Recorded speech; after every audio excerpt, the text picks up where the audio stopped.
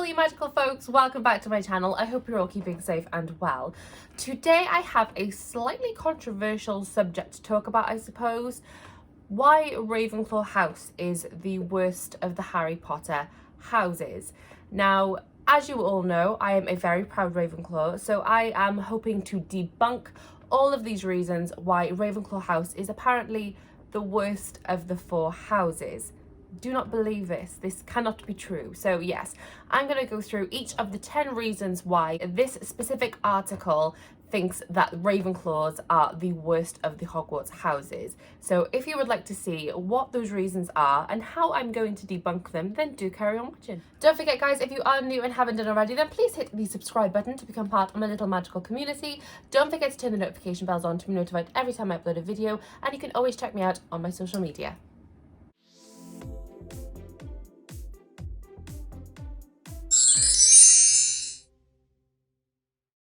Okay, so just to quickly show you, this is the site where I found this article that claims that Ravenclaws are the worst of the Hogwarts houses. So it says, Harry Potter, 10 reasons why Ravenclaw is the worst house. And this is by Screen Rant. So Screen Rant, I'm going to be ranting about your reasonings why you believe that Ravenclaw house is the worst one. Okay, so this article is by screenrant.com and it says Harry Potter 10 reasons why Ravenclaw is the worst house, and then it's got a bunch of reasons why they think it's the worst of the four houses. So I'm going to go through each one and I'm going to be giving my opinion and trying to debunk the reasons why they think we are the worst house, because we are definitely not. Okay, so reason number 1, or reason number 10, I suppose, I've gone in a reverse order. So number 10 is overvalue their intelligence. Well, the house basically announces itself as the smartest around. No questions asked about who is actually joining it. Ravenclaws believe they are the wisest around simply because of their house affiliation, which seems backwards. It should be Ravenclaw house is the smartest house because it is filled with the smartest people. Not if you join Ravenclaw house, you are automatically the smartest person around. This kind of self-involved belief of their own wisdom makes this house the worst. As the audience knows, there are many smart characters in all of the houses, and Ravenclaw certainly does not have a monopoly on intelligence, whatever its members would like to think. Now, this one's made me chuckle a little bit because, like I said, I'm a Ravenclaw, I'm a very proud Ravenclaw. Am I the most intelligent person in the world? Heck no. I have enough intelligence to get me through life. I'm reasonably intelligent. I have a good understanding of the world and how it works and how I can sort of survive in my own little world. I'm a mum and I have a job, so obviously I'm quite good in the sense of juggling my work life and my home life, making sure my kids are all okay. So yeah, while I'm intelligent enough, would I say I'm the most intelligent out of my friend groups or in the world, I suppose? No, I'm not. You know, I have a reasonable amount of intelligence.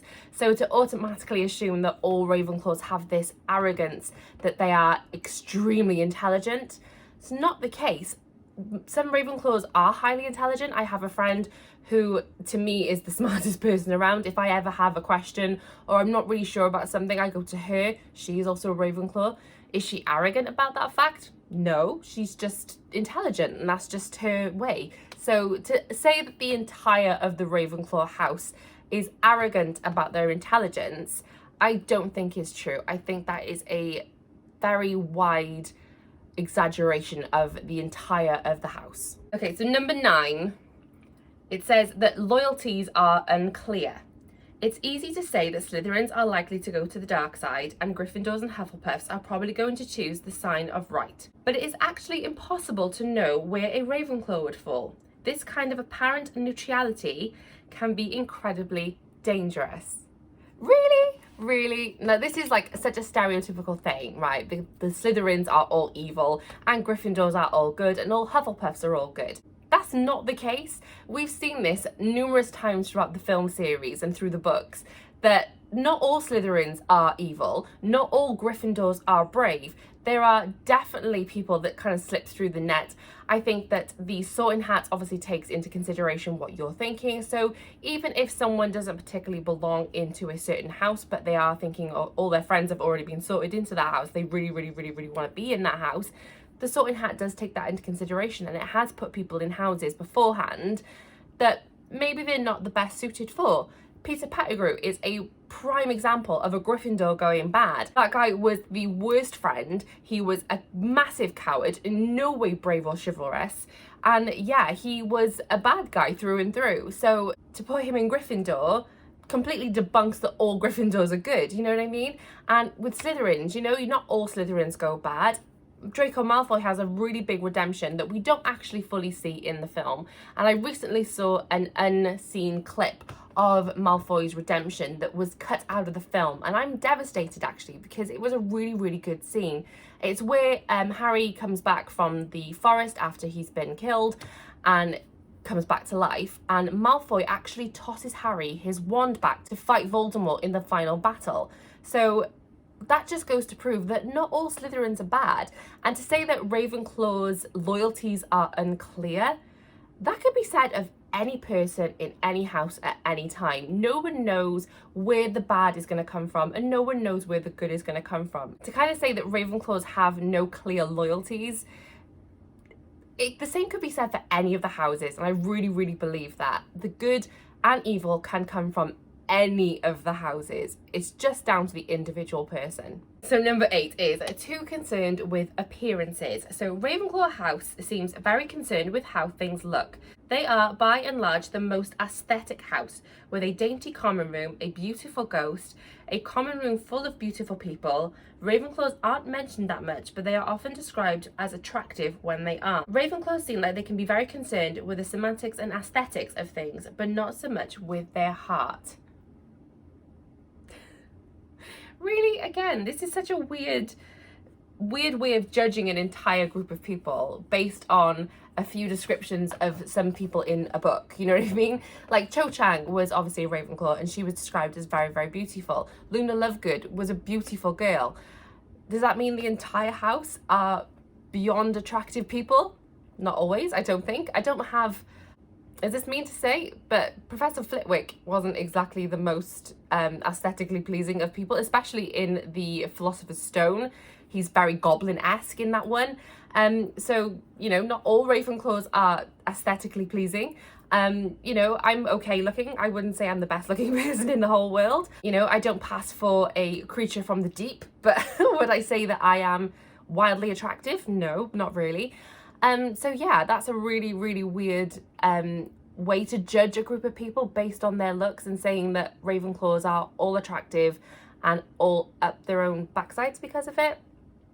No, that can't be right, and I refuse to believe it.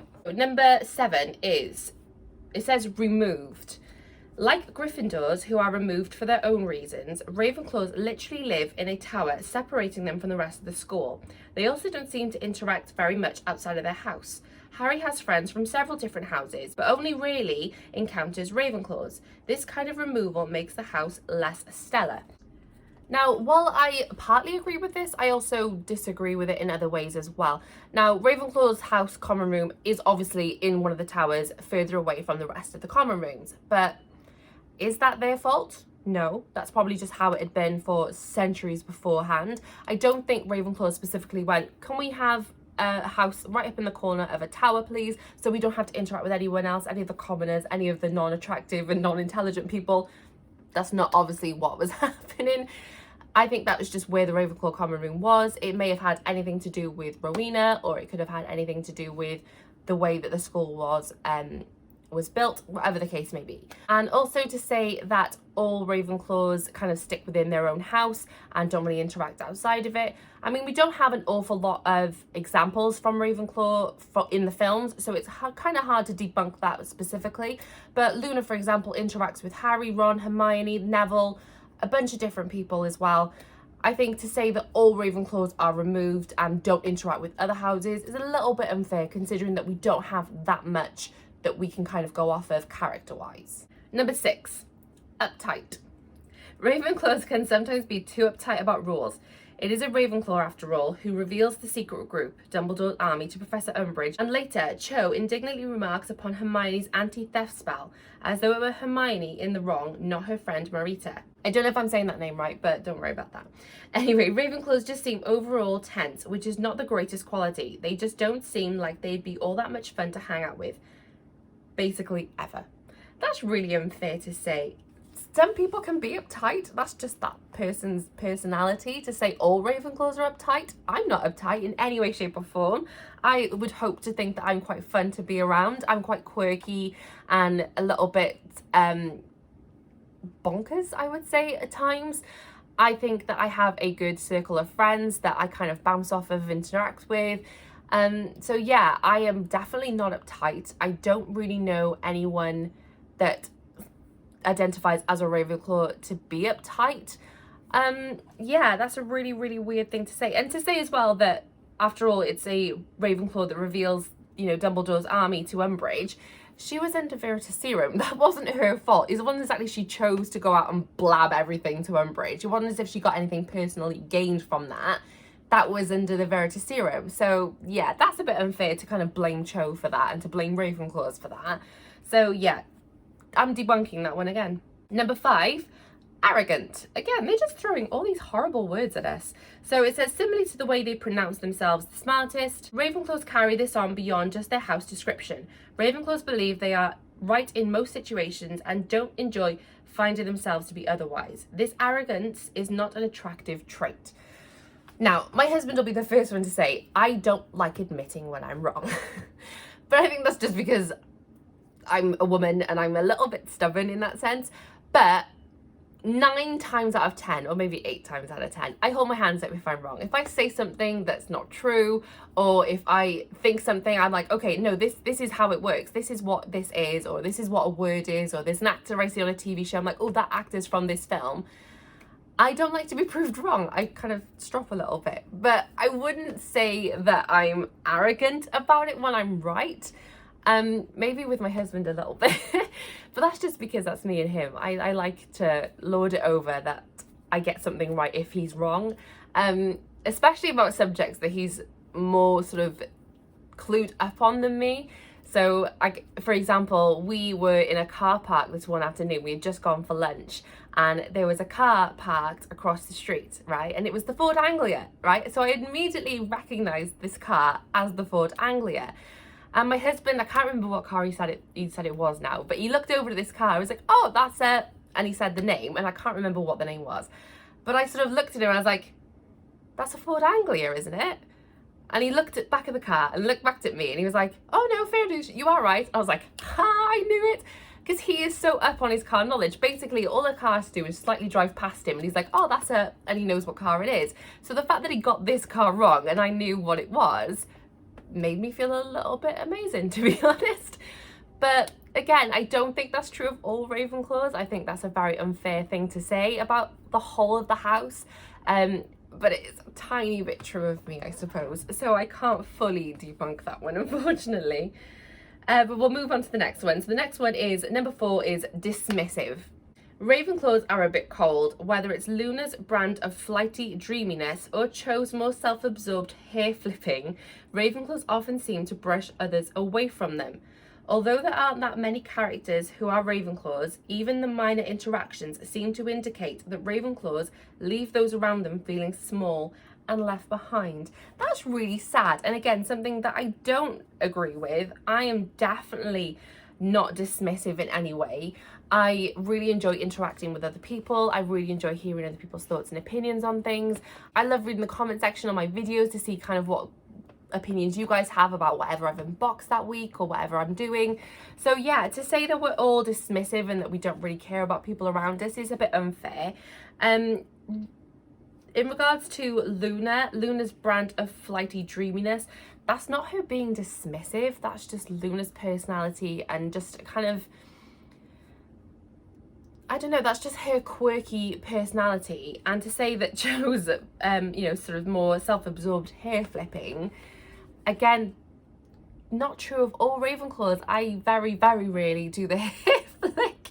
That was terrible, by the way. That's how often I do it. So yeah, I don't fully agree with that one either. Number 3, not notable. Alas, there aren't that many Ravenclaws that stick with the reader. While this has to do with the focus on Harry and his friends, it remains true that there just aren't many Ravenclaw protagonists, and overall the house doesn't achieve very much throughout the books. Other houses, for good or ill, have a long resume of things their characters have achieved throughout the Harry Potter franchise, but Ravenclaw's is incredibly short. The lack of achievement leaves them low on the house ranking. I do kind of agree with this. We don't have a lot of Ravenclaw characters that are strong characters within the books or the films. Obviously, we have Luna. Luna is probably the most famous of all Ravenclaws, but I don't think that we are notable really as a house. I think we are probably one of the lesser houses known purely because of the fact that we don't have a lot of characters. But yeah, to say that we're not a notable house is a little bit unfair because, like the article says, the main focus in Harry Potter is Harry and Hermione and Ron and their journey and Harry's journey and what's sort of happening around them. So to have a random Ravenclaw sort of in the middle of that would probably have been a little bit weird. They probably wouldn't have fitted as much in with that as them all being from Gryffindor. Obviously, they're one house. They are the best friends. So yeah, I kind of agree that we don't have enough notable characters within the Ravenclaw house. But I suppose that's just as true of the Hufflepuff house, for example. We have Cedric Diggory, but you don't really have any other strong Hufflepuff characters within the series. So to kind of put all that onto Ravenclaws and not sort of bring up that fact with Hufflepuffs, I think it's kind of the same thing. We don't have enough Ravenclaws, they don't have enough Hufflepuffs. The main focus in the story is sort of rivalry between Gryffindors and Slytherins, and that's why you see stronger characters coming in from those two houses. So yeah, I just think that's just kind of, we're victims of storyline, I suppose. We just don't have a strong enough storyline. But hey, you never know, maybe we'll have a little bit more of a storyline in the future. Maybe there will be other films to come. I hope. That'd be great. So yeah, we'll see how that goes. But I don't think that the whole of Ravenclaw house or even Hufflepuff house are unnotable. I think that's a bit mean. Okay, number 2 is they don't work well with others. So it says that given Ravenclaws believe themselves to be the smartest person in the room and they expect a level of perfection, they just don't work well with others. This is underlined by the fact that the one time a Ravenclaw really joins a group adventure, they are responsible for its failure. Ravenclaws believe themselves to always know best and do not play well with others. What are they referring to? I'm trying to remember where the Ravenclaw was responsible for the failure of a group adventure.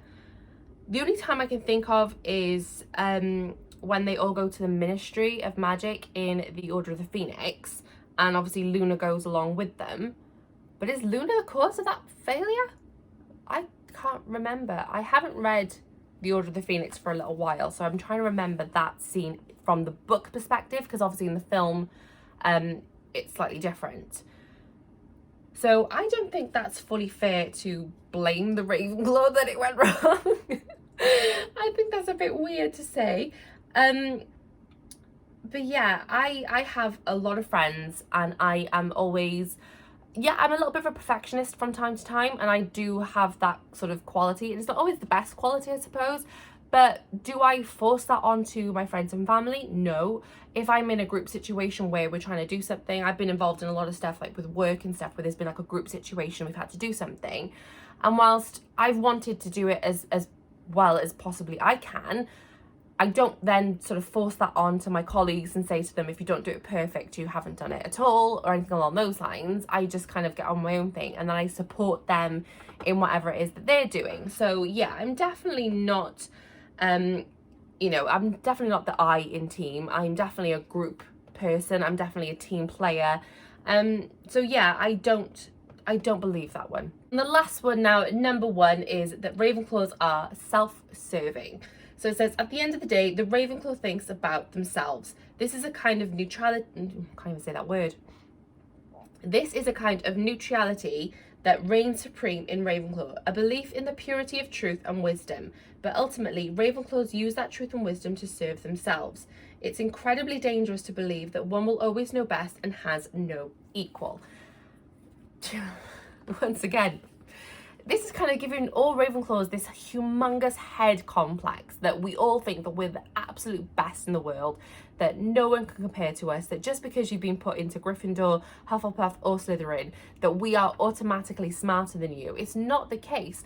And Hermione is a prime example of that. She's a Gryffindor. She could have very easily been placed into Ravenclaw, but she is a Gryffindor, and she is a vastly intelligent person, a wealth of knowledge, and Harry and Ron would have been absolutely, totally unaware if they hadn't roped Hermione in, and if they hadn't had Hermione along with them, they probably would have died several times over, let's be fair. But yeah, to say that all Ravenclaws are self-serving and they think that they know best and they have no equal is wildly inaccurate. I definitely have equals. I definitely have superiors, people that know a lot more than I do and people that are vastly more successful than me. And it's not because they're Ravenclaws or it's not because I'm a Ravenclaw. It's just because different people have different personalities, even within a same house traits kind of perspective. Not all Ravenclaws are intelligent. Not all Ravenclaws are creative. Not all Ravenclaws are wise. That's just like the general traits that Ravenclaws fall into. But, you know, I do have some Hufflepuff traits. I do have some Gryffindor traits. I probably even have some Slytherin traits. I identify mainly as a Ravenclaw because when I was 11, and it's generally a thing, I was 11 when I took my first quiz to sort of sort me into my house, and it came back as a Ravenclaw. And as I've grown up, I've realized that I do have more and more of the Ravenclaw traits. I am intelligent in some ways, I am wise in some ways, I am very creative. It's something that I have always been ever since I was a very, very small child. And yeah, I have a lot more of the Ravenclaw traits than any of the other house traits, but I do have a little sort of bits and bobs from each of the traits from each of the other houses as well. So I'm not just one person in one pigeonhole trait. I am a whole person with a wide variety of different traits, and some of them are good, some of them are maybe not so good, but I'm a generally decent person. I have love and compassion for all people. And yeah, to say that just because I'm a Ravenclaw that I'm arrogant and I'm self-serving and I'm dismissive is very, very upsetting and very, very untrue. And yeah, I don't know any fellow Ravenclaws that are that way as well. So yeah, I completely and utterly debunk this article, and I know that they have the same article for all 4 houses as well, so you can definitely go and check them out and see what is bad about the Gryffindors or Slytherins or Hufflepuffs of the world, because they haven't just gone after Ravenclaws, in fairness. But yeah, this kind of article is very unfair and very one-sided, and yeah, I don't believe it. So I hope that you enjoyed my video today, guys. This was a really, really controversial subject. The when I read this article, I just had to kind of address it and go through it and just sort of put my opinions out into the world of why I don't think that this is massively accurate to all Ravenclaws. I'm not saying everyone is perfect, but there are maybe 1 or 2 people that would fit into this kind of situation.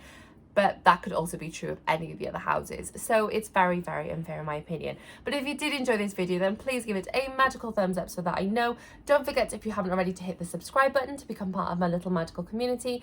Turn those notification bells on so you don't miss any more videos from me. And I will see you very, very soon in the next one.